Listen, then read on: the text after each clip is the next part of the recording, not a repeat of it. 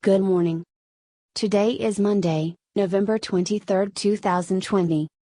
Pakistan's economy, somewhere it all went wrong. Karachi. Fun fact, between 1960 and 1990, Pakistan's GDP growth was higher than that of South Asia for all but just 5 years. In the last 30 years, however, it has been higher in only 2 annual readings, according to World Bank data. A remarkable reversal for a country that posted its highest population growth rate in the 1980s, suggesting that greater economic activity would be needed to maintain the same standard of living. The time period division has not been made to imply that a U-turn was made precisely in the 1990s, but to mark a turnaround that gradually saw Pakistan go from vying to be a South Asian powerhouse to a country now riddled with crises. Similarly, choosing the GDP measure as a yardstick is meant to convey that a faster growing population needed higher growth to accommodate the incoming job seekers that would pile up each year. It is widely believed that Pakistan now needs an economic growth rate of over 7% to ensure its unemployment doesn't increase faster.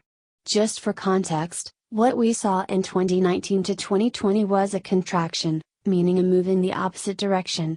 And no, COVID-19 is not to blame. Groundwork for economic contraction had been laid much before, and COVID-19 just ensured we were thrown into the pit, rather than falling into it. Coming back to the original argument, one could argue that the rest of the South Asian nations began their developing cycles just as when Pakistan had ended its and was walking on the path of a developed nation.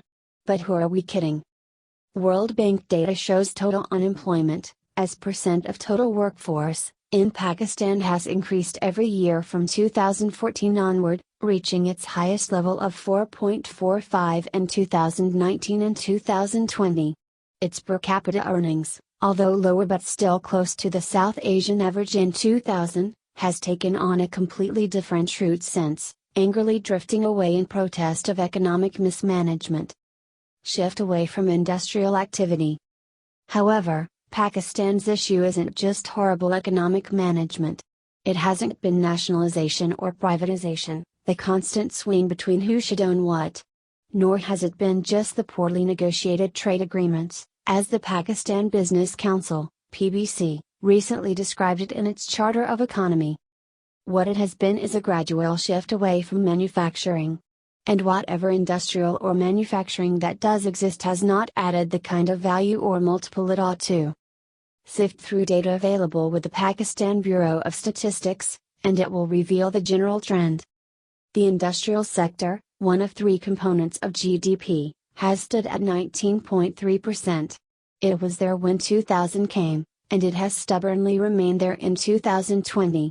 Share of the services sector has gone up from 53.6% to 61.4%, a massive increase given that there are only 3 components in the overall pie.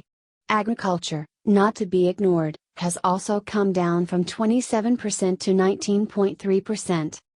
This is how the composition of Pakistan's economy has evolved since 2000. In isolation, one would be inclined to say that a change in composition is not entirely harmful.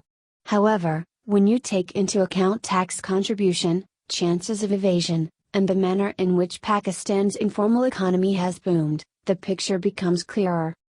It will not be a stretch to argue that the industrial sector, by virtue of being formalized, regulated, and governed, loosely as the term can be used in Pakistan, would, and should, contribute more in taxes. In the services sector, the same cannot be said. There are several loopholes, lesser regulation, and greater opportunities to evade taxes. Leave out agriculture since its contribution to taxes has always been a thorny issue. So what could Pakistan do? To promote industries, it needed to add power to its grid. But between 2006 and 2014, electricity consumption per capita went down from 466 kilowatt-hours to 447 kilowatt-hours.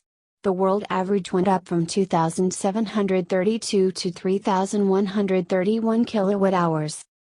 This became a second issue within the complex structure that is Pakistan's economy. Now, how do you resolve these issues without incurring either more debt or a strain on your foreign exchange earnings? The answer: this government, like many others before it, has come up with is this: go with the flow. It entered the IMF program, and allowed the currency to free fall to a point where it almost strangled the economy. Imports choked, and growth vanished. Exports, on the other hand, did not pick up in the manner they should have, given a cheaper currency. Debt relief was asked for as Pakistan attempted to battle COVID-19, but for how long can one shy away from its obligations? These are all firefighting measures. They are not policies that address structural issues so embedded in our economy that we need self-examination first. If Pakistan is to increase its economic growth, or even look at increasing exports, it will come at the cost of a further strain on foreign exchange, since energy that will drive this activity will be imported. Possible solution. Apart from the Roshan digital account endeavor, which puts expatriates on a pedestal, and promoting tourism, there are some very obvious and immediate measures that can spur economic activity. These would be the elephants in the room: loss-making state-owned enterprises, which according to a news report caused a loss of Rs 692 billion 2 years ago. This at a time when COVID-19 had not struck and economic activity was still better. The problem in persisting with loss-making state-owned enterprises is the opportunity cost it comes with. A portion of that, spent on education or health, would benefit wider participants of the economy. Privatizing them may not be a bad idea. If not, then at least the one thing previous governments have been unable to do: restructure and reduce their losses. The government has 3 years, and it should make them count. Ghosts of the past cannot be blamed in this case as well. Thanks for watching News Time 9. If you like this video, please subscribe the channel, like, comment and share this video.